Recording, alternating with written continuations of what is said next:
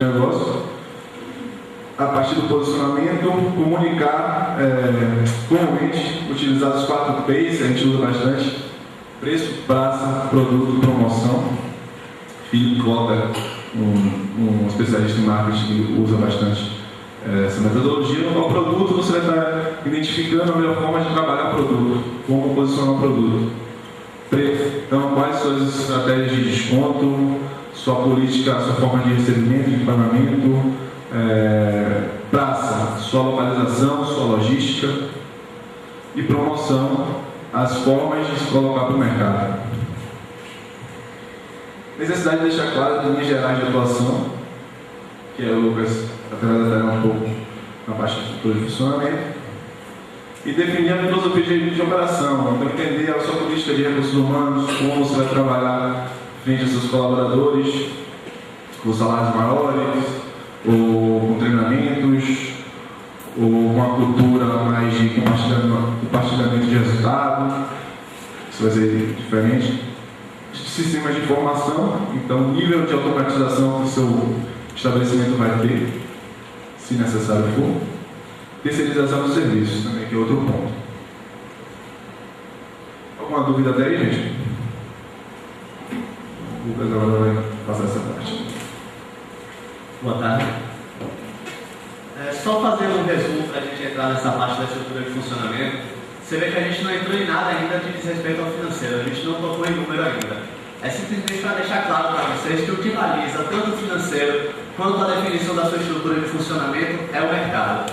Então, não adianta abrir uma empresa sem você entender de fato o mercado. O Ricardo destrinchou entre concorrentes, o seu cliente, a sua localização, mas em resumo é você entender de fato o que é que o mercado propicia ao seu negócio e qual a forma, a sua estratégia de inserção nesse mercado. Qual a forma que o seu negócio vai se inserir dentro desse mercado que você vislumbrou. Então, partindo desse princípio, da forma que você vai se inserir nesse mercado, a sua estrutura de funcionamento ela tem que estar completamente condizente com as estratégias que você definiu para essa inserção. A gente poderia separar a estrutura de funcionamento em 2 macroaspectos. Ou se está se falando de processos, ou se está se falando de estrutura. Processos são, de fato, as atividades, de que forma ocorrem as atividades na empresa. E a estrutura diz respeito à estrutura orgânica. Qual o quadro de funcionários que você vai estar estabelecendo na sua empresa para fazer a sua empresa rodar. Então aqui a gente traz a necessidade de entendimento de qual a dinâmica processual exigida pelo mercado. O que acontece? Se o seu cliente ele quer preço baixo, não adianta nada você falar para ele que vai dar um produto para ele amanhã, porque ele pode preferir esperar o produto chegar depois de amanhã com um preço mais baixo. Então a sua estratégia de funcionamento tem que estar ligada com o que o mercado exige. Se o seu fornecedor fala que você só pode comprar de 1000 em 1000, a sua estratégia de produção vai ter que estar focada em você fazer o pedido de 1000 em 1000, senão você vai estar acumulando estoque. Ou seja, o seu funcionamento ele só existe porque existe uma estratégia de atuação no mercado e existe um limite financeiro para a sua empresa atuar. Então, estrutura é você estar fazendo esses 2 balanços, o quanto eu posso investir, o que eu tenho para investir, e se eu investir o máximo que eu tenho, você vai estar tendo esse retorno que o mercado poderia dar. Então você tem que levar em consideração os principais exigências legais do mercado e dos seus stakeholders, que são os grupos de interesse da sua empresa.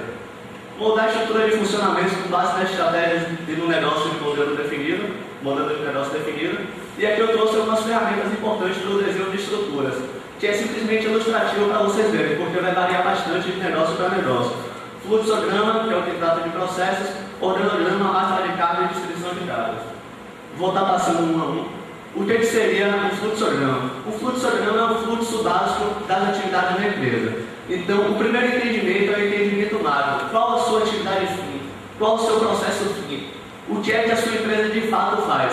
Nesse caso, eu trouxe um exemplo de uma imobiliária. Então, vem desde do comercial, de prospectar um negócio, fazer o primeiro atendimento, todas essas notinhas ali embaixo que vocês estão vendo, deve estar bastante difícil para ler. São algumas informações básicas do processo, por exemplo, a primeira caixinha que é recepcionista realiza o primeiro atendimento. Aí tem a nota. A primeira nota é nesse momento deve se coletar todas as informações necessárias para a ficha de primeiro atendimento. Ou seja, existe uma ficha de primeiro atendimento na empresa que deve ser entregue pela recepcionista logo quando o cliente chega na empresa. Então, você vai ter que criar uma ficha de primeiro atendimento para a sua empresa para rodar. O processo, o básico, é você entender primeiro esse processo fim, porque o processo fim ele vai deixar em diversos outros processos. Por exemplo, esse processo de primeiro atendimento teria que ter um processo ensinando a recepcionista a preencher essa ficha de primeiro atendimento, uma rotina mostrando a ela de que forma preencher essa ficha. Basicamente seria isso. Você vai pensar inicialmente somente os processos. O que a empresa de fato tem que ter? Quais atividades que tem que existir na minha empresa? Eu preciso de um atendimento ao cliente, eu preciso de um comercial, eu preciso de um marketing. Pensou em processos? Você fechou primeiro, sem pensar em pessoas ainda. Você pensou, o que a minha empresa precisa ter? A partir do que a sua empresa precisa ter, você vai pensar em quantos funcionários, em qual estrutura de cargos que a sua empresa vai precisar para satisfazer essas necessidades. Que o mercado, a sua estratégia, está colocando para o funcionamento da sua empresa. Aqui eu trouxe um exemplo da mesma empresa, da mesma imobiliária. Você vê que é relativamente simples. E tem um jargão na consultoria que diz que no desenho é tudo muito bonito, né?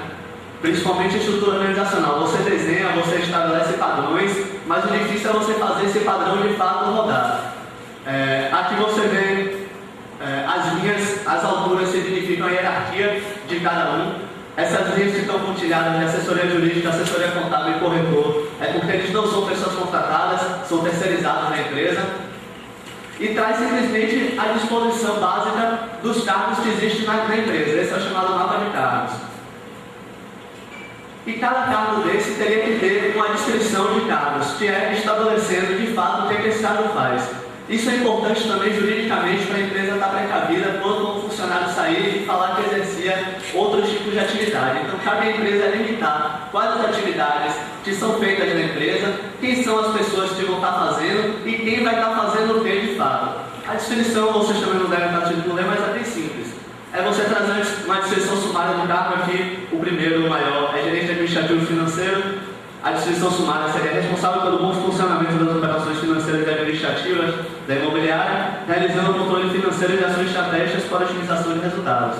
E, posteriormente, as atividades destrinchadas, responsável pelo controle dos impostos a serem pagos pelo imobiliário, mantendo contato constante com a assessoria contábil terceirizada, responsável direto pelo controle de todos os pagamentos a serem efetuados, responsável pelo repasse aos clientes de aluguel, sendo conforme o processo pré-definido. É você destrinchar de fato o que cada pessoa faria dentro da sua empresa. Como eu tinha passado antes, a importância da visão processual para a definição da estrutura orgânica. Uma empresa, ela não pode ser cabide de emprego. Vocês devem pensar que o principal custo que vocês vão ter normalmente é o custo com a folha e os impostos, tirando para a empresa de comércio, lógico, que os fornecedores. Mas a folha, juntando com os encargos, eles sempre têm um peso muito grande, principalmente para pequenas e médias empresas. Então, vocês têm que ter a noção de que a empresa só pode contratar pessoas se realmente existe a demanda de atividade para aquelas pessoas. Por isso que você pensa primeiro no que fazer, para depois em quem colocar. A importância da gestão dos processos para o estabelecimento de padrões de qualidade. Você desenhando os processos em si, como eu disse, fica tudo muito bonito, tudo muito fácil de se visualizar, mas não quer dizer que aquilo vai estar rodando dessa maneira. Então, existe um conceito muito corrente, muito falado de qualidade. O que seria a qualidade? É você decidir estabelecer padrões de funcionamento para a sua empresa. Os selos de qualidade, o ISO 9000, o ISO 9001, nada mais são do que certificadoras que certificam aquele seu padrão de qualidade conforme as normas deles, as normas que eles chamam de conformidade deles. Então, cabe a qualquer empresa, seja ela grande ou pequena, controlar os seus processos. Se você não controla os seus processos, você não controla o padrão de funcionamento da sua empresa. Não tem como você saber se a sua empresa está atendendo de maneira satisfatória o seu cliente ou não. Por exemplo, se você, uma empresa de consultoria, você tem uma meta de estar respondendo o seu cliente, o primeiro contato do cliente em 3 dias, e você acha que isso é de suma importância para a sua empresa, pouco adianta estar descrito lá no processo que o gerente comercial vai ter que responder em 3 dias ao cliente, caso isso não seja controlado. Então, na sua ficha de primeiro atendimento tem que ter a data que o cliente chegou e a data que ocorreu o primeiro atendimento pelo gerente comercial. Para você poder, por exemplo, em 3 meses chegar de 100 atendimentos, só 20 eu consegui responder em 3 dias. Então, o que é que está acontecendo? É falta de gerente comercial? É falta de compromisso da gerente comercial para poder traçar planos de melhoria. Ou seja, você só pode mudar, você só pode melhorar o que você consegue controlar de fato. Então, para se controlar a qualidade das operações da empresa, é necessária a mensuração. Se você não mensura